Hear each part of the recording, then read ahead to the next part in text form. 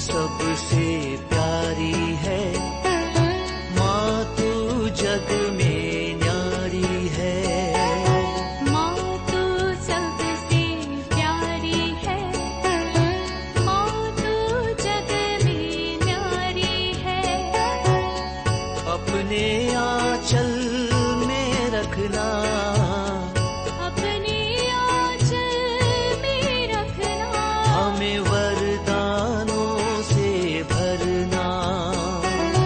माँ तू सबसे प्यारी है, माँ तू जग में न्यारी है। माँ तू सबसे प्यारी है, माँ तू जग में न्यारी है। पिता, पुत्र और पवित्र आत्मा के नाम पर आमीन। आप सबों को जय यीशु। 2023 खत्म हो रहा है। 2 दिन के बाद 24 शुरू हो रहा है। जैसे कि हर साल में नया साल के पहले आने वाला नया साल एक नया रीति से जीने के लिए आपको प्रोत्साहित करते हुए मैंने क्लास डाला। बीती 2 वर्ष मुझे याद है मैंने इस प्रकार का कार्य किया, और इस वर्ष भी 2024 मेरा जीवन कैसे रहना है, इसके विषय में हम लोगों को अभी से एक निर्णय करना है, और उसके अनुसार जीने के लिए हम निर्णय करेंगे। जैसे कि एसेकिएल के ग्रंथ अध्याय 47 के अंदर ईश्वर ने नबी एसेकिएल को मंदिर के पूर्वी फाटक पर लेकर के जाते हैं।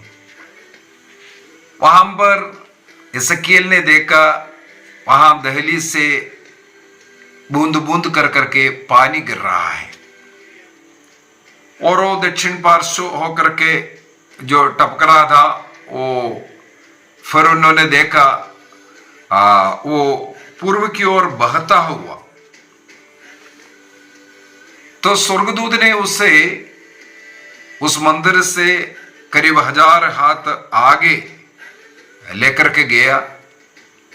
इसके बाद कहा, इस पानी को थोड़ा पार कर लो। एसेकिएल ने उसे पार किया। वहां पर लिखा हुआ है पानी टखनों तक था। इसके बाद वहां से फिर से 1000 हाथ नापा, आगे बढ़ा। इसके बाद एसेकिएल से आग्रह किया, अब पार करो।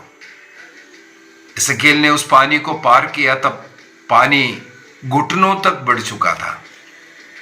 फिर से 1000 हाथ नाप करके और आगे बढ़ा। इसके बाद फिर से एसेकिएल से आग्रह किया, इस पानी को पार कर लो। एसेकिएल ने पार किया तो पानी उसके कमर तक बढ़ गया था। फिर से 1000 हाथ आगे बढ़ा। इसके बाद आग्रह किया पार करने के लिए। तब एसेकिएल पार करने के लिए कोशिश किया, देखा तो पानी इतना अधिक बढ़ चुका था, अब पानी को कोई तैर कर ही पार कर पाएगा। इसके बाद वहां से लेकर के जाते हैं और कहीं घुमा फिरा कर फिर से लेके आया वहां पर। तब एसेकिएल ने देखा उस नदी के दोनों पार हरे भरे वृक्ष, और उसमें फल, और 12 महीना फल देता है करके वहां पर लिखा हुआ है। एक और खासियत, ये जो पानी जो मंदिर से बाहर आ रहा, वो जो बढ़ते जा रहा था, वो समुद्र में जाकर के मिलते हैं। जहां जाकर के समुद्र में वो मिलते हैं, समुद्र की खारे पानी को वो मीठा बनाया। ये पानी खारा नहीं हुआ, बल्कि ये मीठा पानी समुद्र की खारा पानी को भी मीठा बनाया। ये हमारे लिए एक अच्छा उदाहरण है। हम लोग आध्यात्मिकता में दिन प्रतिदिन बढ़ना चाहिए। 2023 जितना हम लोगों ने आध्यात्मिकता में था, प्रार्थना किया, चर्च गया, हमारे आध्यात्मिकता स्पिरिचुअलिटी बढ़ना चाहिए। रोज हम लोग प्रार्थना भक्ति में बढ़ना चाहिए। प्रभु के साथ जो रिश्ता है वो बढ़ना चाहिए। हमें प्रभु का उस उपस्थिति अनुभव बढ़ना चाहिए। इस प्रकार प्रभु के साथ जुड़ करके जीने के लिए हमें निर्णय करने की जरूरत है। इसी को मैं हर साल न्यू ईयर रेजोल्यूशन कहते हैं। जैसे पहले पानी टखनों तक था, फिर घुटनों में आया, कमर तक आया, इसके बाद कोई ऐसा चल करके उस नदी को पार नहीं कर सकता, कोई तैर करके ही पार कर सकता है। इसका मतलब वो पानी उसे उठा करके लेके जाएगा। ये अनुभव होना है। हमें आध्यात्मिकता में बढ़ना है। इस प्रकार पवित्र आत्मा में हमें बढ़ना है। पवित्र आत्मा में इस प्रकार बढ़ बढ़ करके जाएगा, हम पूर्ण रूप से आत्मा के कंट्रोल में हो जाएगा। उसका फल क्या है? जहां कहीं भी हम जाएंगे वहां पर अच्छे फल उत्पन्न करेंगे।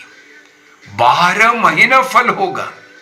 ये केवल हम लोग क्रिसमस में या ईस्टर में या नया साल में चर्च जाने वाला नहीं, बल्कि प्रतिदिन चर्च जाने वाला, प्रार्थना करने वाला, भक्ति का जीवन जीने वाला बनेगा। हमारे अंदर 12 महीना फल उत्पन्न करने वाला जो वृक्ष जैसे बनने की जरूरत है। और जहां कहीं भी हम जाते हैं, जैसे वहां लिखा, खारे पानी को ये मीठा बनाता है। हमारा जीवन, हमारी उपस्थिति, चाहे जिस घर में हम प्रवेश करें, जिन लोगों से भी हम बातचीत करेंगे, हमारा जीवन का कुछ छाप, कुछ उदाहरण वह हम छोड़ना है। हमारा जीवन दूसरों के लिए उदाहरण बनना है। यदि मैं आपके पास आया, आप में मेरे द्वारा कोई परिवर्तन नहीं हो सकता, या आपको बुराई में गिरा रहा है, नशे में, अन्य पाप का कारण मैं बन रहा हूं, तो क्या फायदा है? मैं खारा पानी है। मुझे इस पानी जैसे बनना है जो पवित्र आत्मा के द्वारा 12 महीने फल, वो भी अलग अलग फल उत्पन्न करने वाला, पवित्र आत्मा के 12 फल की ओर ये लेकर के जा रहा है। दूसरी बात है, हम जहां जिससे भी मिलते हैं उनके दुख कष्ट, उनके आंसू पोंछने वाला बनना है, उनके लिए आशीष का कारण बनना है। जिस घर में हम रहते हैं वो घर आशीष का घर बनने के लिए हमें प्रयत्न करना है। जिस दफ्तर में हम लोग काम करते हैं या जिस स्कूल में, कॉलेज में हम पढ़ने के लिए जाते हैं, वहां हमारे द्वारा एक आशीष का कारण बनना है। जैसे जोसेफ पोतीफर के घर में गया, वहां पर लिखा हुआ है उत्पत्ति ग्रंथ अध्याय 39 के अंदर, जहां जोसेफ पहुंचा, उस पोतीफर के घर को ईश्वर ने जोसेफ के कारण आशीर्वाद दिया। तो हम एक आशीर्वाद का कारण बनने की जरूरत है। तो तभी होगा।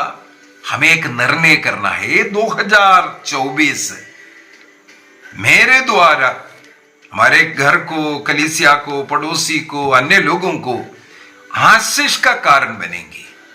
हमारा जीवन उदाहरण का जीवन बनेंगे। तो उसके लिए क्या करेंगे? जैसे मैं अनेकों बार बोल चुका है, हमारा जीवन व्यक्तिगत प्रार्थना में होना है। व्यक्तिगत तौर पर हम रोज प्रार्थना करने वाला, बाइबल पढ़ने वाला होना है। यदि संभव है, 4 रोसरी रोज करने का एक निर्णय कर सकता है। कम से कम एक अध्याय बाइबल पढ़ने का हम एक निर्णय कर सकता है। सब लोगों को यह निर्णय करना ही करना है। परिवार में 1 घंटे का पारिवारिक प्रार्थना। आप लोग आज घर में बैठ करके एक निर्णय कीजिए, चाहे कुछ भी हो जाए, हमारा घर 1 घंटे का पारिवारिक प्रार्थना करेंगे।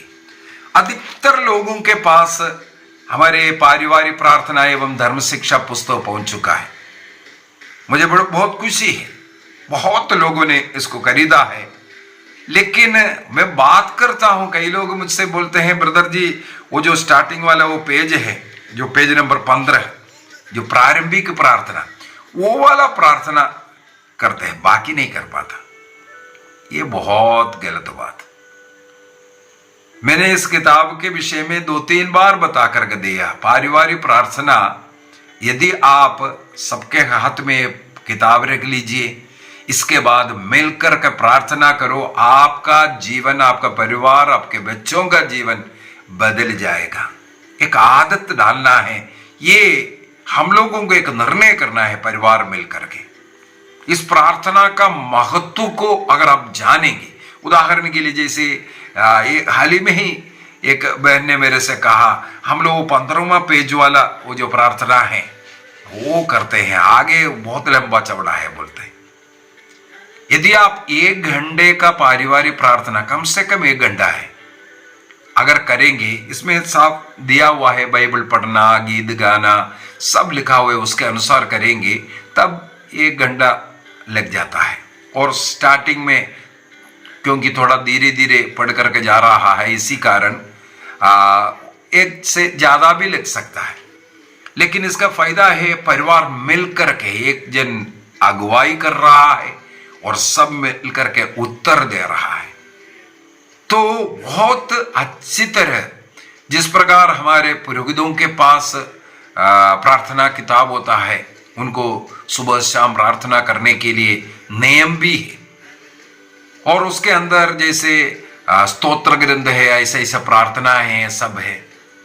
और उसी प्रकार हमारे केरल में हम लोगों के लिए प्रार्थना किताबें होते हैं, पारिवारिक प्रार्थना का किताब, जिसके विषय में मैंने पढ़ाई किया तो मुझे पता चला आदिम कलीसिया में, विशेषकर जो ईस्टर्न चर्च के अंदर, जो पूर्वी कलीसिया में जो सीरियत फादर्स जो होता है, वे एक प्रकार का सन्यासी जीवन जीने वाले लोग थे। तो उन लोग इस प्रकार का तपस्या में रह करके उनको जितना भी प्रेरणाएं मिले, उन लोगों ने प्रार्थनाओं में लिख करके कलीसिया को दिया है। जो सिरो मलंगरा जो चर्च का मिस्सा बलिदान का, ऐसे अनेकों प्रार्थना है। उन आदिम कलीसिया के इन सन्यासी पुरोहित लोग, जो ब्रह्मचारी लोग जो प्रार्थनाएं किया, उनके द्वारा जो लिखा हुआ प्रार्थनाएं आज भी चल रहा है। कितना सुंदर है मालूम है। जैसे ये संध्या प्रार्थना, पारिवारिक प्रार्थना हम लोग जो शुरू कर रहा है, पेज नंबर 15 का जो प्रारंभिक प्रार्थना वाला जो पेज है फर्स्ट, उसी का मैं बोलता हूँ। सबसे पहले पिता पुत्र पवित्र आत्मा के नाम पर, पवित्र तृत्व के नाम पर हम लोग प्रार्थना शुरू कर रहा है। इसके बाद जो पवित्र पवित्र प्रभु ईश्वर, विश्वमंडल के ईश्वर बोल करके जो हम लोग शुरू कर रहा है, कौन सा है? स्वर्गदूत स्वर्ग में ईश्वर की महिमा करता है। जैसे इतिहास का ग्रंथ अध्याय 6 के अंदर हम लोग देखते हैं, इस प्रकार पवित्र पवित्र बोल करके ईश्वर की स्तुति करता है। इसका मतलब हम स्वर्गदूतों के साथ मिलकर ईश्वर की स्तुति करते हुए ये प्रार्थना में प्रवेश कर रहा है। देखो, एक स्तुति का है, स्वर्गदूतों की प्रार्थना के साथ मिलकर के। इसका मतलब हम लोगों का उपस्थिति कहाँ है?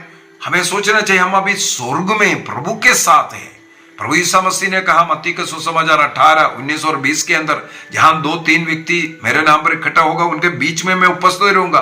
उस उपस्थिति का अनुभव करते हुए, स्वर्ग का अनुभव करते हुए, स्वर्गदूतों के साथ मिलकर का प्रार्थना करने का तरीका है। इसके बाद 3 बार हम लोग जो ये ईश्वर तो पवित्र है, ये वाला जो प्रार्थना जो है, ये कहाँ है? स्वर्गदूत लोग जब ईसा मसीह क्रूस पर पड़ा था, देखो उन पूर्वी चर्च फादर्स का कितना गहरा विचार, दर्शन। उन लोग कहते हैं प्रभु ईसा मसीह का निंदा अपमान कर रहे हैं, उस समय पर स्वर्गदूत उनको यही गाते हुए उनकी महिमा कर रहे थे, स्तुति कर रहे थे। हे ईश्वर तू पवित्र है। ईसा मसीह को ईश्वर कह करके डाकू लोग उसे भी एक डाकू समझ रहा था, इसलिए भाई के डाकू बोल रहा है तुम स्वयं अपने को थोड़ा बचा लो और हमें भी बचा लो कर करके। इस प्रकार क्रूस पर उनके परिहास होते वक्त स्वर्गदूत मिलकर के कहते हैं, ये ईश्वर तू पवित्र है। इसके बाद जब डाकू बोल रहा है, अगर तुम अपने को बचाओ हमें भी बचाओ, तब वहां पर स्वर्गदूत गाते हैं, सर्वशक्तिमान तू पवित्र है, तो सर्वशक्तिमान ईश्वर है। इसके बाद प्रभु अपना प्राण अर्पित करते वक्त स्वर्गदूत गाते हैं, अमर ईश्वर तो पवित्र है। तब वहां पर जितने भी लोग, माता मरियम, संत योहन और अन्य जितने भी चेले लोग जो वहां थे, वे सब घुटने टेकर उनकी आराधना करते हुए कहते हैं, हमारे लिए बेलित मेमने हम पर दया कर, करुणा कर। कितना महत्वपूर्ण प्रार्थना। तो स्वर्गदूतों के साथ मिलकर उस अनुभव में रह करके करने वाली प्रार्थना, इसलिए उसको 3 बार रिपीट कर रहा है। प्रभु की आराधना महिमा इस प्रकार। इसके बाद उस प्रभु से करुणा मांग रहा है, दया मांग रहा है। उसी में फिर ये पिता हमारे और जो प्रणाम मरिया, ये सब जो कर रहा है, बहुत ही अर्थवत। इसके बाद अगला क्या, धर्मसार का जो प्रार्थना, पिता पुत्र पवित्र आत्मा त्रिएक ईश्वर में हमारा विश्वास प्रकट करने के लिए 12 प्रेरितों के द्वारा बनाए हुआ प्रार्थना हम लोग प्रेरितों का धर्मसार कहते हैं। इसके बाद जो धर्मसार को, जैसे मैंने पूर्व एक क्लास में भी ले लिया था, संत अतनसियस के द्वारा लिखा हुआ वही प्रेरितों का धर्मसार को इलाबोरेट कर करके इसको जो बनाया गया है। आखिरी में हम लोगों ने कुछ इतिहास लिखा हुआ है, इतिहास। उस इतिहास के अंदर इसका इतिहास भी लिखा हुआ है। पेज नंबर 208 के अंदर धर्मसार का इतिहास बोल करके लिखा हुआ है। उसमें प्रेरितों का धर्मसार प्रेरितों के द्वारा। इसके बाद ये जो नाइसिन क्रीड है, निसिया में जो 325 में जो बनाया है, वो संत अतनसियुस के द्वारा वो प्रेरितों का धर्मसार को थोड़ा और इलाबोरेट कर करके, बढ़ा कर करके जो बना। तो पिता पुत्र पवित्र आत्मा त्रिएक ईश्वर में रोज हम लोग अपने विश्वास को प्रकट करने वाला एक महान प्रार्थना है, और उसको हम लोग एक्सोर्सिज्म प्रार्थना भी कहते हैं। ये बहुत शक्तिशाली प्रार्थना, इसके द्वारा शैतान और उसका प्रपंच पूरा नष्ट होने वाला इतना अधिक शक्तिशाली प्रार्थना है ये धर्मसार की प्रार्थना। इसलिए संध्या प्रार्थना में इसको जोर से परिवार बोलेंगे, हमारे परिवार से सब शैतानी हरकतें दूर हो जाता है।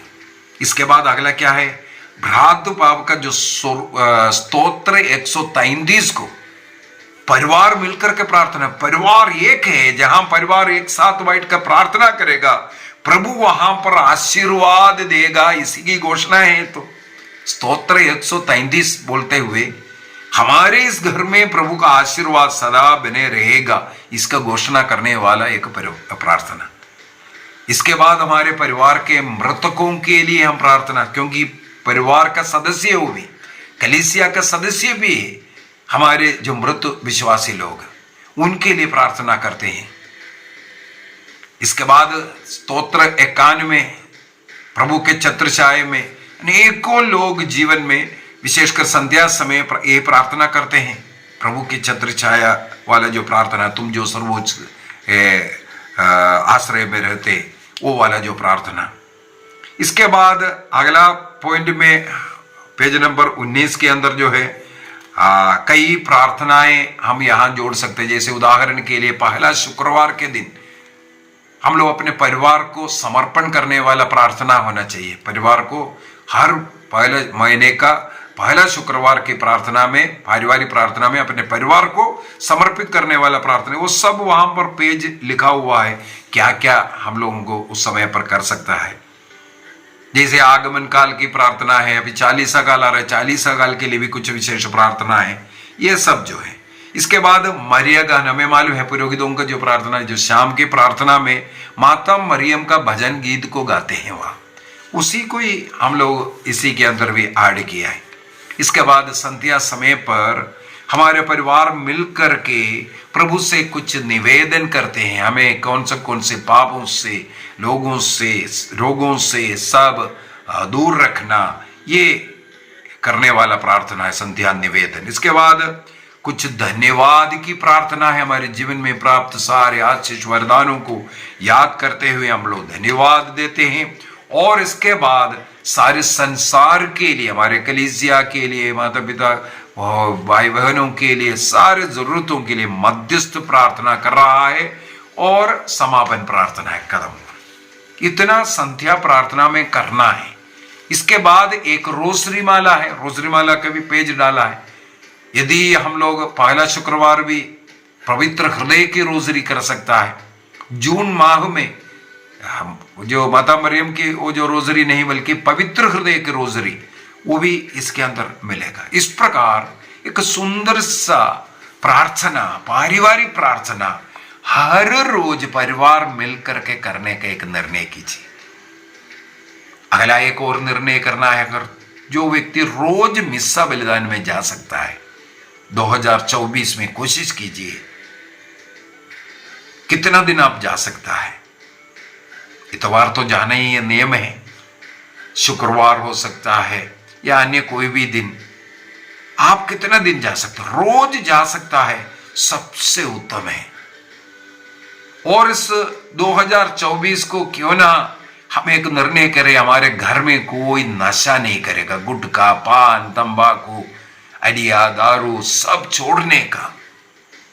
परिवार खुशी से रहेंगे। केवल मेरी खुशी नहीं, मेरे द्वारा दूसरों की खुशी के विषय में सोचने का वर्ष बन जाए। मेल मिलाप का जीवन, यदि किसी के साथ मनमुटाव है, परिवार में किसी के साथ है, माफी मांग करके बातचीत शुरू कीजिए, जय यीशु बोलना शुरू कीजिए। इसके बाद यदि पड़ोसी के साथ या अन्य किसी के साथ हमारा मनमुटाव है, एक निर्णय कीजिए, नया वर्ष सबों के साथ मेल मिलाप में जिएंगे, एक अच्छा पाप स्वीकार कर। इस प्रकार हम नए वर्ष में प्रवेश करने का निर्णय कीजिए।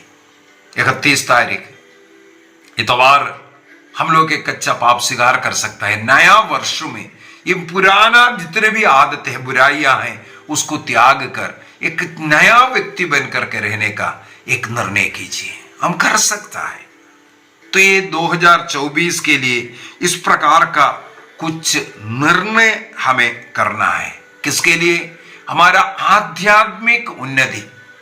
जैसे उस जलधारा को पार करने में एजेकियेल के द्वारा हमने देखा, पहले टखनों तक, घुटनों तक, कमरों तक, इसके बाद वो पानी उसे उठाकर लेके जाएगा। ऐसा चल करके कोई नहीं जा सकता।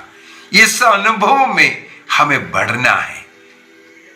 2023 के समान हमारा 24 ना हो।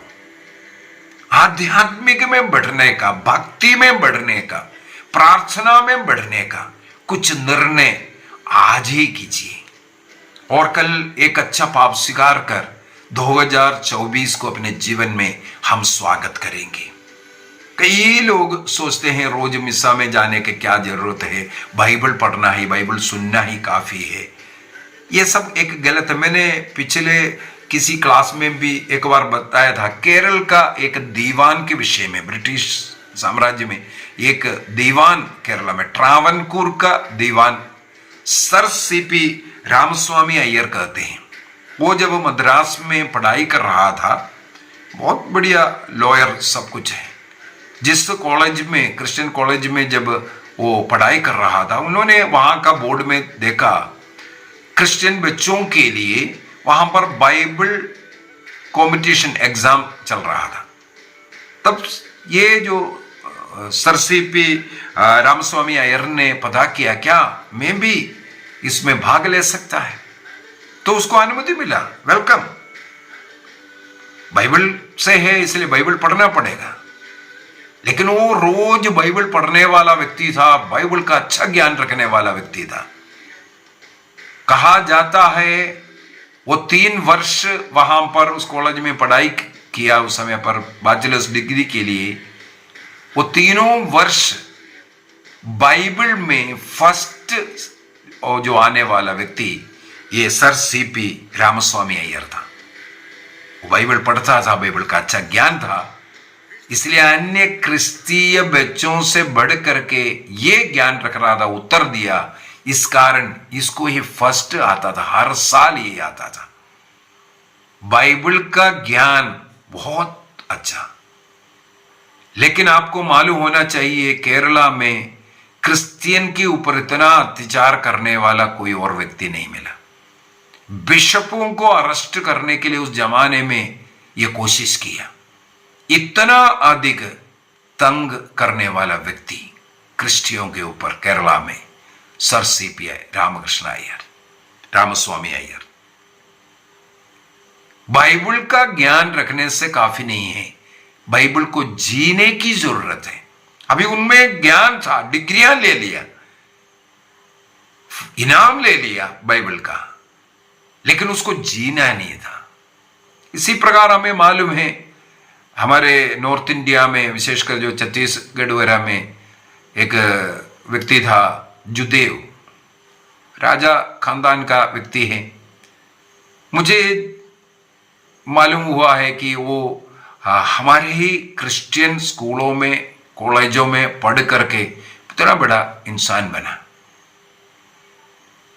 बाइबल का अच्छा ज्ञान रखने वाला, क्रिश्चियंस को नजदीकी से परखने वाला व्यक्ति, लेकिन बाद में पॉलिटिक्स में प्रवेश कर छत्तीसगढ़ में मेरे विचार में क्रिश्चियों को सबसे ज्यादा तंग करने वाला बन गया था।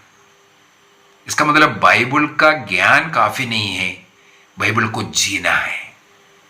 एक निर्णय कीजिए, ये 2024 केवल बाइबल पढ़ने वाला नहीं, हम बाइबल को जीने वाला बनेंगे। सत्य, ईमानदारी, पवित्रता का जीवन, प्रार्थना, भक्ति का जीवन, प्रभु यीशु मसीह के समान जीवन, संसार का ज्योति बन करके और पृथ्वी का नमक बन करके रहने वाला निर्णय कीजिए। आइए हम अपनी आंखें बंद करें। मैं आप सबों के लिए प्रार्थना करता हूं, हर एक घर में रोज 1 घंटे का पारिवारिक प्रार्थना शुरू हो जाए। मेरे एक मिशन है, मेरे एक स्वप्न है, सबों के जीवन में प्रार्थना का जीवन हो। इसलिए मैं रोज सबों के लिए प्रार्थना करता हूं और मेरे इस YouTube चैनल के द्वारा मैं अधिकतर समय यही मांग करता हूं, प्रार्थना शुरू कीजिए, पारिवारिक प्रार्थना, फैमिली प्रेयर, सब लोग मिलकर के घर में प्रार्थना। उस घर स्वर्ग बन जाएगा, उस घर में खुशी मिलेगा, आनंद मिलेगा, उस घर में प्रभु का निवास स्थान बन जाएगा। निर्णय कीजिए, घर में प्रार्थना शुरू कीजिए। पारिवारिक प्रार्थना एवं धर्म शिक्षा ये किताब इसी उद्देश्य से बनाया, परिवार सुधर जाए, प्रभु के विश्वास में बढ़ जाए। और आप कोशिश कीजिए, आपके पास किताब नहीं है तो जल्दी से जल्दी मंगाइए और अन्य लोगों को भी जिनके पास नहीं है, ऐसे परिवारों में व्यक्तियों को इसके विषय में बताएं। या एक न्यू ईयर तोहफा के माफिक अनेकों लोगों को आप दे सकता है। ऐसे एक किताब देना एक व्यक्ति के जीवन को आप बचा सकता है। कोशिश कीजिए इस किताब को हर एक हाथ में पहुंचाने का। हमारे पल्लियों में कोशिश कीजिए, सब लोगों को इसके द्वारा मुक्ति मिल सकता है, जीवन बदल सकता है जो इसको पढ़ेगा, ज्ञान लेगा। कई हमारे विश्वास संबंधी सवालों का जवाब इसके अंदर है, डाउट का क्लियर करने के लिए जवाब है इसके अंदर। इसको पढ़ने का, समझने का, प्रार्थना करने का, जन्म से लेकर के मृत्यु तक के हमारे भिन्न भिन्न जरूरतों के लिए प्रार्थनाएं इसके अंदर है। बच्चों के लिए प्रार्थना, पढ़ाई के लिए प्रार्थना, परीक्षा के लिए प्रार्थना, नौकरी के लिए प्रार्थना, घर बनने के लिए प्रार्थना, विश्वास में बढ़ने के लिए प्रार्थना, न्याय मिलने के लिए प्रार्थना, चंगाई के लिए प्रार्थना, नशे से बंधन से मुक्ति के लिए प्रार्थना, पवित्र आत्मा के लिए प्रार्थना, पवित्रता के लिए प्रार्थना, मृत्यु के समय की प्रार्थना, रोजरी माला, क्रूस रास्ता, पवित्र हृदय की प्रार्थना, अनेकों ऐसा प्रार्थनाओं से भरा हुआ और सातों संस्कार के विषय में सवाल जवाब में इसके अंदर है। निर्णय कीजिए इसको पढ़ करके विश्वास में मजबूती लाने का। और कलीसिया द्वारा दी हुई इस प्रार्थना सिस्टम, इसी प्रकार प्रार्थना करते हुए प्रभु की स्तुति, प्रभु को धन्यवाद, प्रभु में विश्वास प्रकट करना, मध्यस्थ प्रार्थना करना, रोजरी प्रार्थना करना, इसके द्वारा हम अपने आध्यात्मिक वो जो कृपा बढ़ाते जाएंगे, आत्मीयता में बढ़ते जाएंगे। हर एक परिवार को मैं समर्पित करता हूं, हर व्यक्ति को समर्पित करता हूं।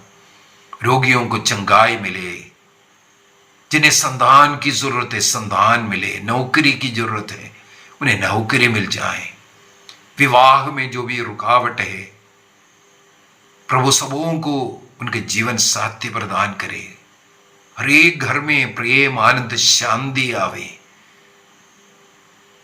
जितने भी लोग मेरे से प्रार्थनाएं मांगे हैं उन सभी लोगों को मैं समर्पित करता हूं, प्रार्थना करता हूं प्रभु सबों को अनुग्रह आशीष प्रदान करे।